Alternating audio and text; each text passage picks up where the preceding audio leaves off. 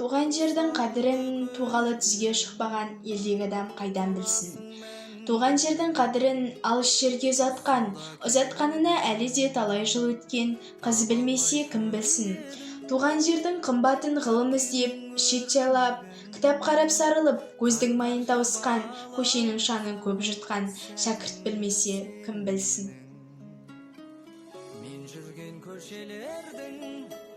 Батыс Қазақстан облысы Бөкей Ордасы ауданы Мұратсай ауылының шығыс жақ бөлігіндегі халық арғы атайтын ауылдан аса бере бір оба жатыр. Осы обаның басында бір құлыптас тік тұрғызылып көмілген, ал енді біреуі жерде жатыр. Үлкендердің айтуынша оба басында бір жалғыз құлыптас болған, ал енді екіншісі қайдан пайда болды, қалай келді? Мұның сырын білу үшін осы оқиғаның куәгерімен кездесеміз, кеттік. Құлыптасты оба басына сіздер алып келді деп естідік. Осы туралы айтып кетсеңіз. Өзі баламыз, жаңа айттым ғой, баламыз 4 оқимын ба, 76-шы сынып 5 оқимын. Әлбе дейтін ақам болып тұрасы ғой, арғы төті. Арғы шетте тұрды, ол үй бұзылып қалды ғой. Сонда баламыз әріректе болды. Аржағында, грендердің аржағында болды. Сол жерде негізі қауым бар дейді ғой, көп мәйттер болды. Содан далада жатпасын деп, малдар тапап, нелер тапап жатыр ғой. Сосын жайлап жеткіздік бұл баламыз. Астына көргілік, ағасы салып, думалып, басына шығарып, әрбейдің папасы әйтес дейтін кісі қайтыс болып.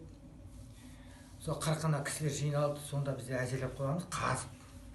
Кісілер көмектесті, бізге болмайды ғой, ауырамыз. Қалың тас қой. Неден қазып алады дейді ғой, несі қазып.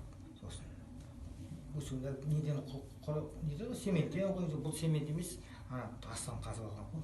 Әлі бір жерден алып көргенге бар енді, ауыр. Соны тұрғызды. Сонымен бұл құлыптастың осы обаға қалай келгені белгілі болды, және ол Мұратбайдың құлыптасы екен. Құлап жатқан 5-6 тастың ішінен Мұратбайдың ғана құлыптасын 150 метрдей жерге сүйреп апарып, қабақ басына орнатып қойғанына қарағанда, Алла тағала Мұратбайдың атын өшпеуін қалап тұрғандай. Өтежан қызы, осы құлыптас бойынша бұрын ғылыми жоба қорғалған екен, сол туралы айтып кетсеңіз. Жақсы, рахмет.